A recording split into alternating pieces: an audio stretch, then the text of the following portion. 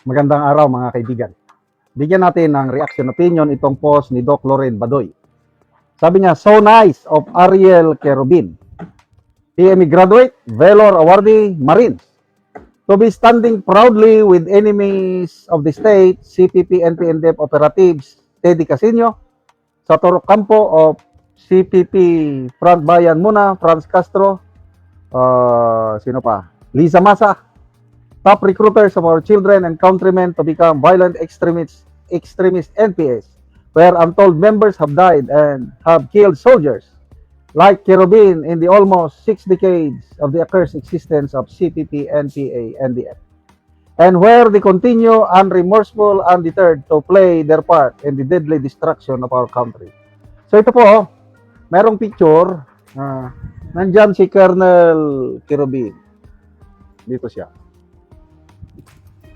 Ito siya, oh. Katabi niya si Teddy Casino, sa Toro Campo, Liza Masa, Franz Castro, nakahilera sila sa loob ng, I don't know, saang building ito at anong okasyon.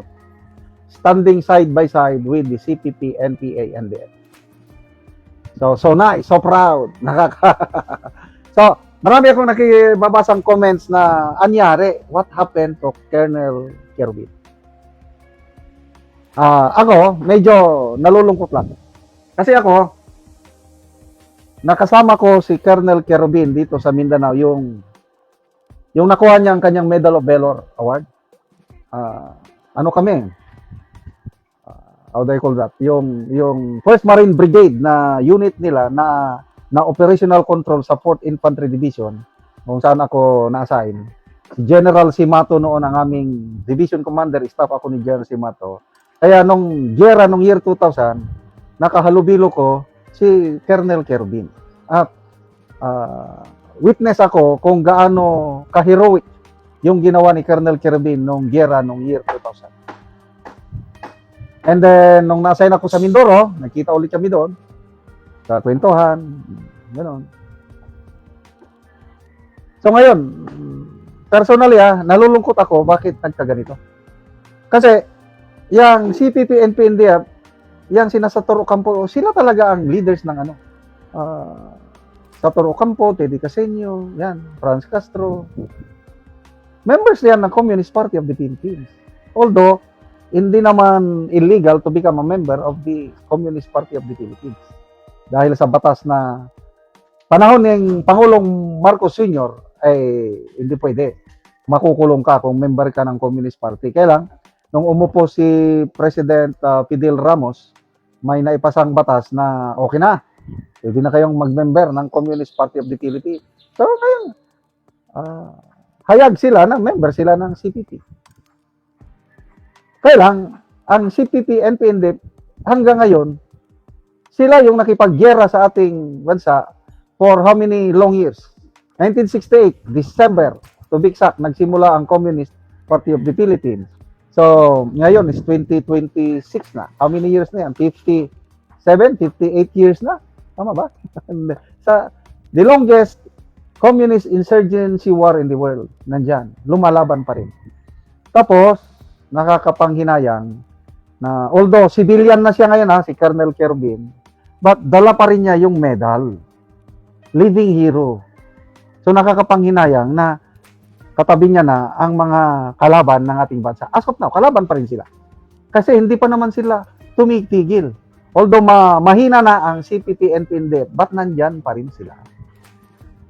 Kaya nga mayroong NTF-LCAC na sinimulan ni Tatay Digong natin.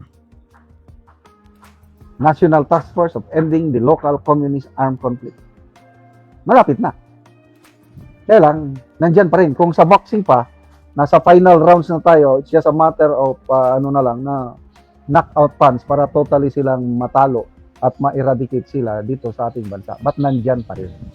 So to me, nakakapanghinayang, nakakalungkot na ang ating Medal of Valor Awardee is, ayan na, hindi naman siguro, I don't know. Di fact na katabi mo, Teddy Casino sa Toro Campo, Liza Masa, Franz Castro, sa isang okasyon is hindi nakakalungkot para sa akin. Basa tayo sa mga comments. Alvin Torero, Ariel Quirobin ay kakampi ng CPP, NP, NDF. It's about time na matanggal ang mask niya, sabi ni Adrian Pascual. I was wondering why he said what he said about the Marines. Yun. Isa pang nakakapanghinayang, yung posisyon niya sa Brave 18 Marines. Nung una, tuwan-tuwa siya, sinusuportahan niya, considered heroic yung ginawa ni Master Sergeant Orly Gutesa na nagbulgar ng mga mali-malitang delivery. Mamaya, nung lumabas ang Brave 18 Marines, wala na, hindi niya na pinapaniwalaan. Bakit ngayon lang daw nagsalita? Tapos, mga kung ano-ano na lang sinasabi.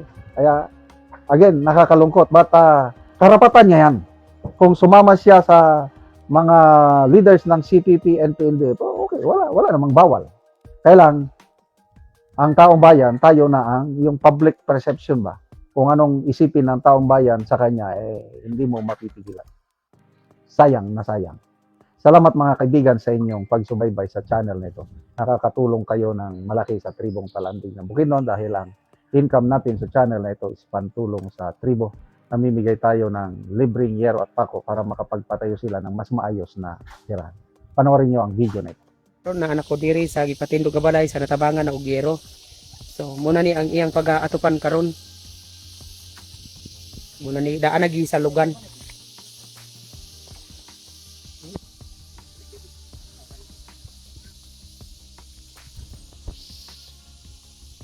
O karon muna ni ang yero nga among gihatag nga ilang iatop karon.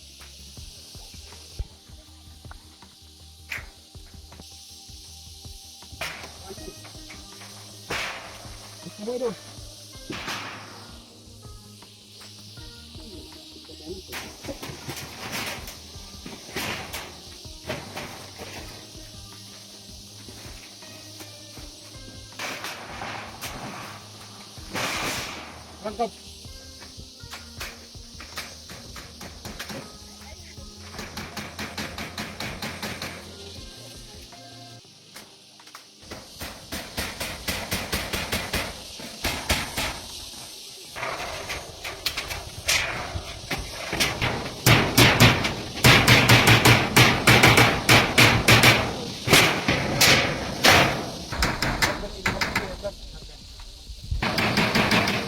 O karon humanag gyud sa pag-atop ang ginatabang nga yero.